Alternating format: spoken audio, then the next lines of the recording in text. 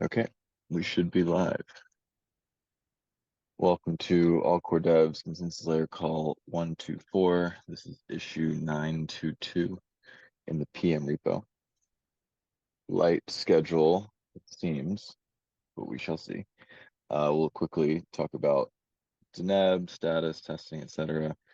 A server-side event being discussed for the block and I think how it changes in Deneb, and then open discussion from there. Let's go ahead and get started. Deneb, general testing and DevNet updates. I think I saw new client pair syncing. Yes, so DevNet 12 is now onboarded all the different clients and all the different client combinations. And we currently have Prism syncing to the head.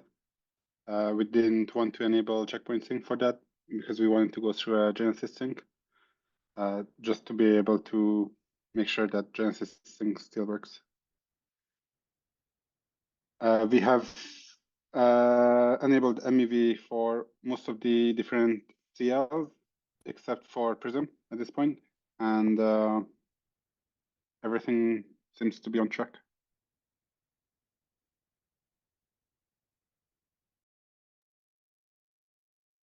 Cool. So there's just one instance of Prism, or was that many? So this morning I have added all instances. Yesterday we added one with guess, but now it's with all the different AIs. Cool. And other than MEV, are we kind of putting the testnet through the ringer, or is it moderately kind of just stable functionality right now? A little bit of stable functionality for now. There was this one Lighthouse bug with MEV for local payloads that's been fixed and just patched, I think, like an hour ago. Besides that, there seems to be an issue with one Bezu node. We're not particularly sure how it got to the state, but it's trying to convert an invalid block to a valid one. So maybe someone from Bezu can have a look at that one. What do you mean by I just- convert? Sorry. As in it had That's a listed good as. question. Go ahead. No, I was just agreeing with Danny. That's a good question. This is Besu team here. I'd like to hear more. We have put all the error messages in our chat. I've got those. Thank you.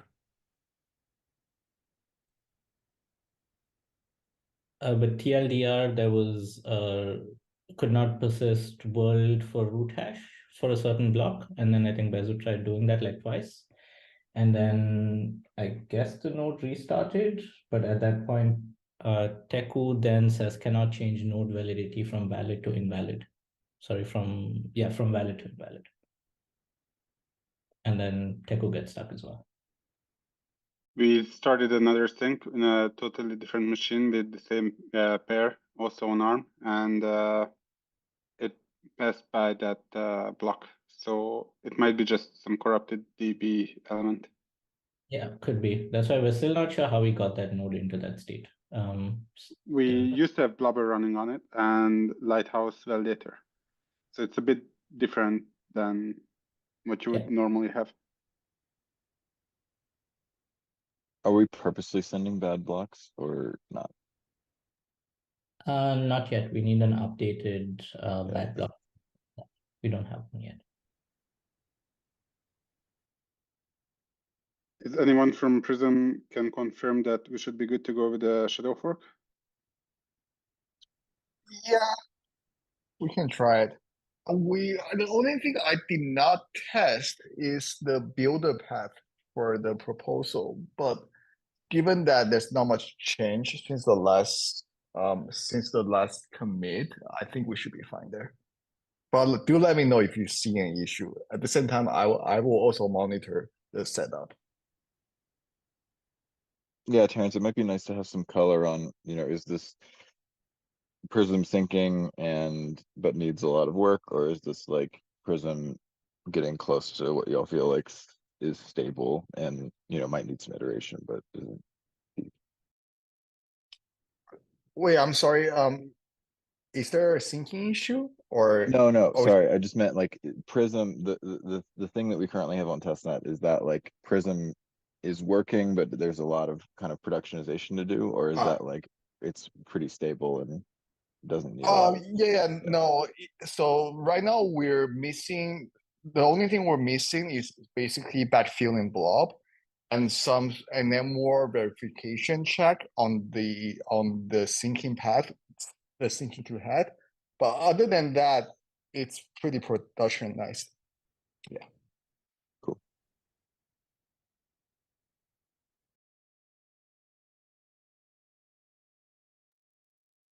Any other questions or discussion points on the DevNet?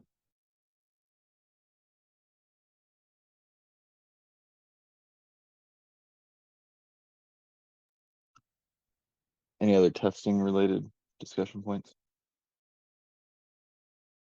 I haven't run the Hive test for Prism, but I will do as soon as possible and just report. But I think we can go ahead and prepare for the shadow fork.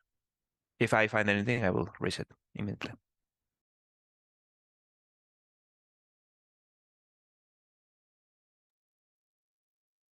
Cool. Yeah, anything testing and DevNet related other than that?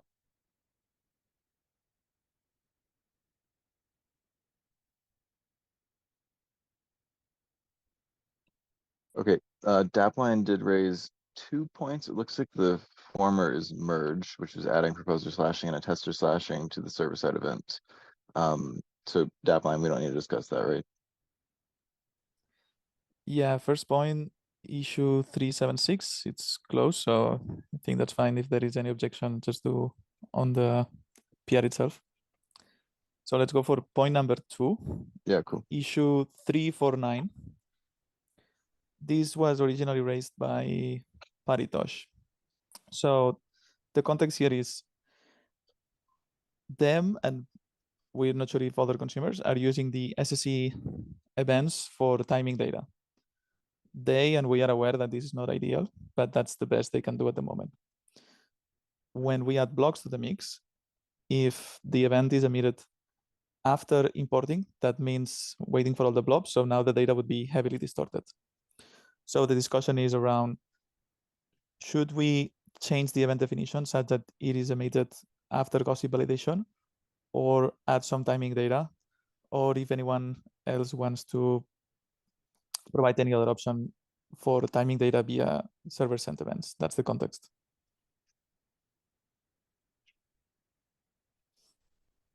Yeah, okay. So I have just to to do, clarify, when yeah. we add blobs, Yes. the point at which we would admit this event might be delayed even more because we're the dependencies in the network.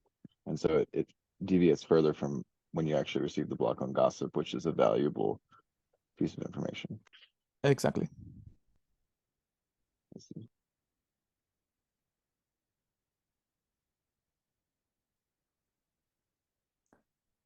So okay, I can recap the discussion so far. I think what seems the easiest option is to emit the event after full import, but attach a new property where it's a scene timestamp at where each client has perceived the event. It's not incredibly important for that definition of scene to be uniform across implementations because at least EF DevOps, they do correlation timing. So as long as these timings are consistent within an implementation, it's fine. And this seems to satisfy all concerns. Okay. The alternative that you originally suggested was 2 separate events rather than bundling the timing into the previous event. Yeah, so we could have an event after gossip validation, a second event after full block import. But you think the additional field is the better path right now? With the current requirements, I think yes, because it's not clear who really wants this block gossip event except people timing data. And if they can just get it from this one event, then it seems simpler.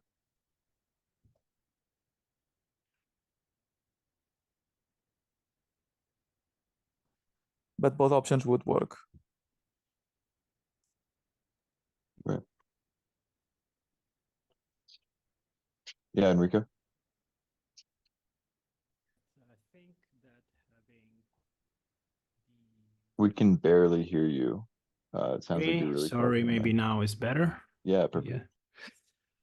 Yeah. Yeah, I was thinking that adding the timestamp in the data itself would be better for two reasons. One is that, well, this event can be served well with low priority, so it doesn't mean that when you receive, on the other hand, on the other side, the event itself, it is the correct timing. And also adding another event that says, this is when I received the gossip, this is when I imported it. Maybe it's just an overkill for the use case that we are thinking about. So maybe it's just easier to leave things like are now, just adding the arrival attribute. And I know you said there can be a little bit of implementation detail on that, the definition of that timestamp, but will it be defined as gossip validation conditions have been completed, or is there ambiguity on whether they could be pre or post that? Well, currently we take also the arrival before the gossip validation, so it's it's closer to the real message arriving over the wire, but I don't know other clients.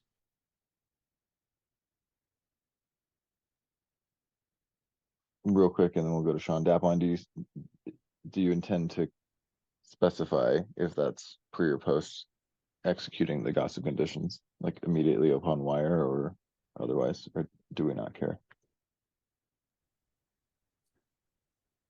I'm not sure. I'm on the fence. I think whatever is easier for implementation, to be honest. I think for this use case, it doesn't matter. But it would be good to specify it, yes. Sean? So maybe I missed this, but if we're thinking of just submitting an event when we import a block, would we then like not get any indication about what happened to gossip blocks that we didn't import?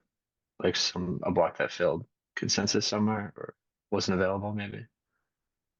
Like that would be a reason to maybe have two events.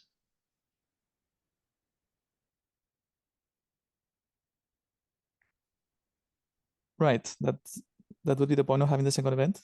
There has not been demand for that. We can add it, but it seems like a bit of a scope creep for this specific issue. You could also put a may emit upon block failure at any point in the pipeline, or must. I don't see how it precludes I mean, emitting a failed block. I would say this event carries the idea that this block has been fully validated. If you break that assumption, at least you should indicate that downstream somehow. Yeah, okay. Sean, does Lighthouse emit invalid blocks right now? I'd have to check. I think, yeah, I don't know. If we do emit events on gossip blocks, then that would mean we would potentially be emitting events on invalid blocks, but I'm pretty certain at least you guys emit the event at the end of the import routine, so definitely not for invalid blocks. okay. Right. I think Teco has recently added an option to also emit the event before import. I might be wrong, but I remember something like that. But it's an option that needs to be enabled. Otherwise, by default, is emitted afterwards.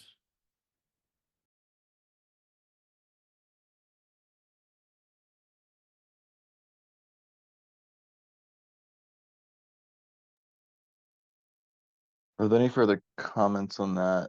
Do we have enough information to keep moving with maybe a suggested PR at this point? In my view, it seems we should first figure out if there is a use case for consumer of events to learn about invalid blocks. If that's the case, then maybe we should consider the two events. or extending the event in that way.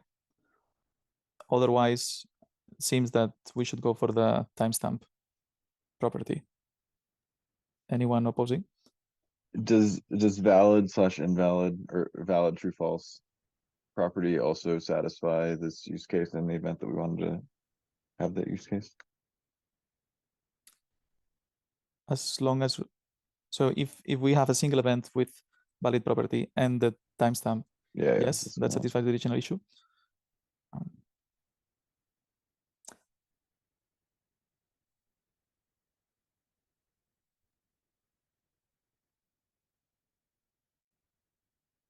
think that's all from me. Okay. Thank you.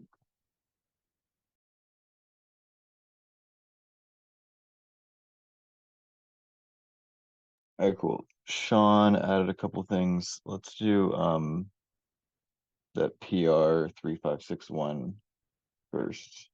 Sean, if you want to give a quick explanation. Yeah, sure. So I just noticed the gossip conditions for blobs sort of lead to some, I guess, like unexpected consequences. I don't think it's like negative or anything. It's just if you were, for example, using the Beacon API with the broadcast validation of gossip, it might be unexpected what messages were valid and invalid.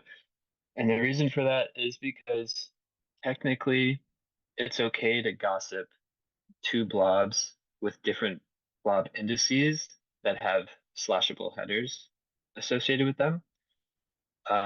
So you're allowed to gossip those, but you're not allowed to gossip them if they're the same blob index.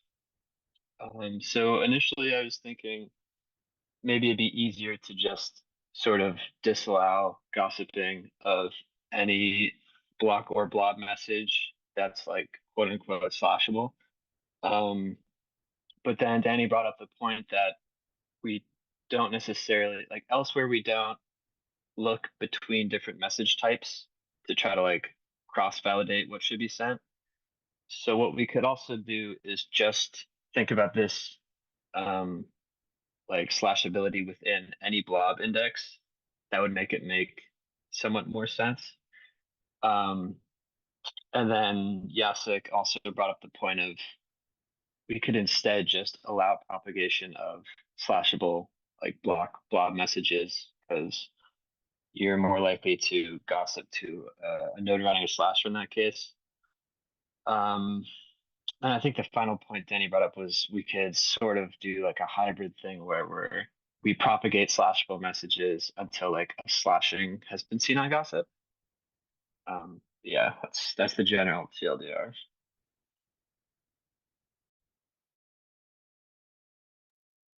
Yeah, my suggestion at the end is like you do want to reduce how how easily a message can be gossiped, from N to 1, hopefully. Meaning like you want caches or something to make it difficult to send repeat, N messages once you're willing to be slashed. And so, if you're instead monitoring for a slashing message in relation to the message, then you can drop. And that can be either you created the slashing message if you have the faculty to do so, or you've seen it because somebody else saw it and created the message. What are the consequences of doing nothing here? I don't think there are consequences. I just personally found it confusing when I was like trying to implement the broadcast validation function in the Beacon API because like you can have messages that are like you get messages to this endpoint with like all blobs and the block. So like that message can be slashable, but like you would still technically like publish all parts of it, return 202. So I thought that was weird, but I don't think there's anything like any detriments apart from it being somewhat unexpected in my point of view.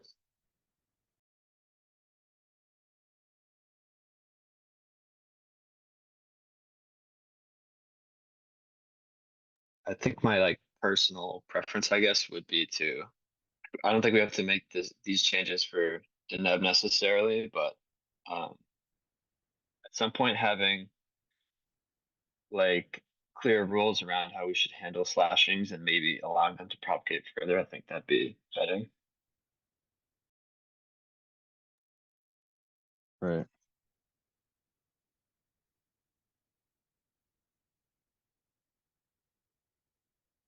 I suppose there's also the option to upgrade this after Deneb launches with thinking about the analysis of, does that put us at like network partition risk if someone's willing to spam slashful messages? I guess my preference would be if this is secure but leads to weird or confusing scenarios, that we take a minute to think about how we want to do this kind of holistically, rather than changing the spec at this point. But if it's insecure, then I feel otherwise. Yeah, no, I think that sounds good to me.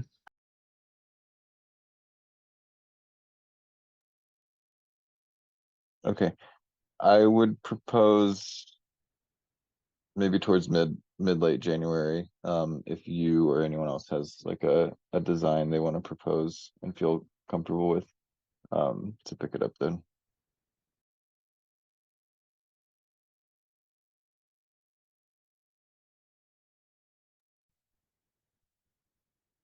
Cool. Are there any other further comments on this one before we move on?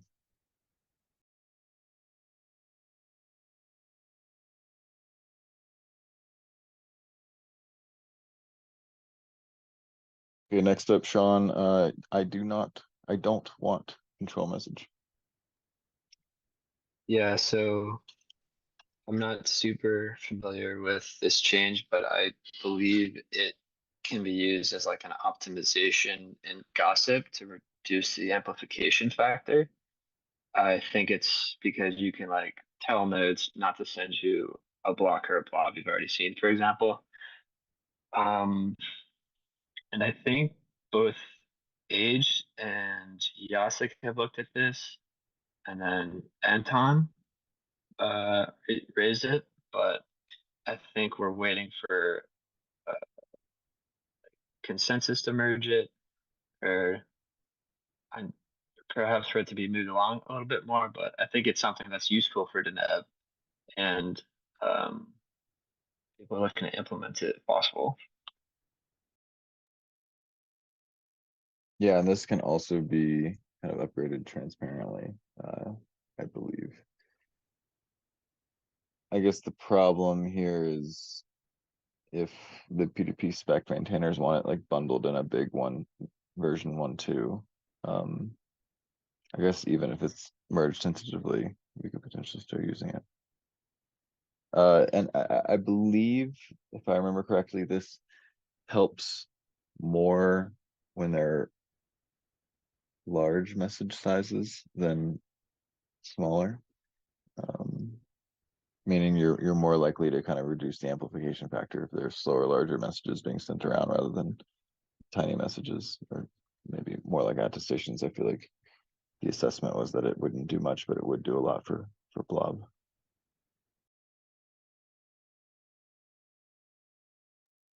I don't know enough to comment, but I think that is the case. On the PR, it says this is reduces bandwidth by 30%. Seems pretty good. Yeah, I just left a comment that it looks good. I'll try to hit up Viso in a separate forum as well. I mean, at a certain point, if we want this, and we're blocked on the PDD spec maintainers, we're gonna have to figure out a different path.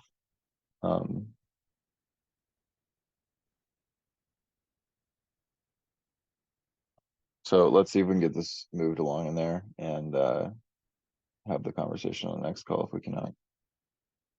Okay, and Mikhail did echo that it makes sense for the large messages only.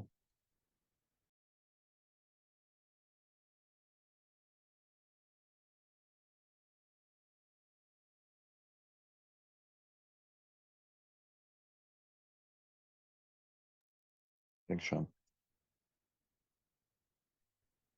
Okay, those are the only items that we have on the agenda for today. Are there any other discussion points? Okay, call schedule. Next consensus layer call is in between Christmas and New Year's. I will not be available. I do not intend to host this call. I was thinking if there is demand for a call, it could be labeled more of kind of like a testing and kind of DevNet check-in call if there's people that want to get on a call on that date. Is there demand for that?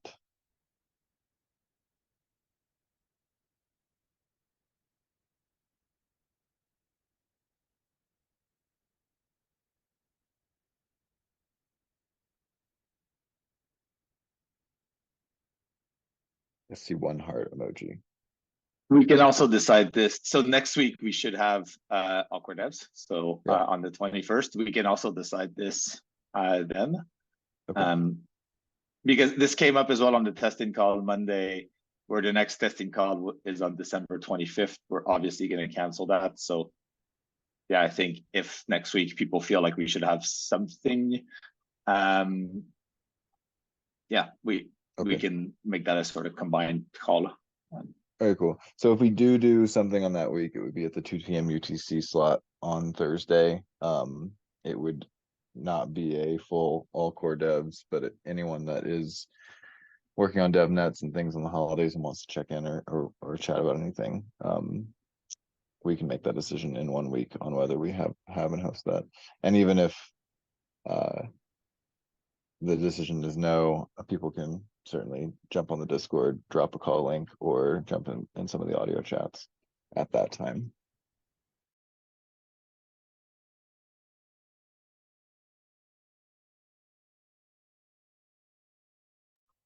Okay, cool. So we will have ACDE in 1 week. And if there's any further things to figure out on calls, we can do so then.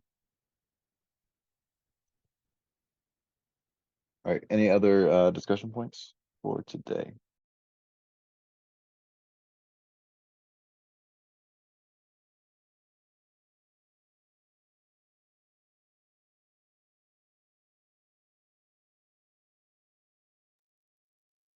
Great.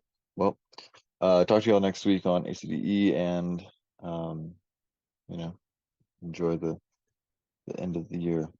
Take care. Bye. Bye. Bye bye. Thanks, Thank bye. you. Bye.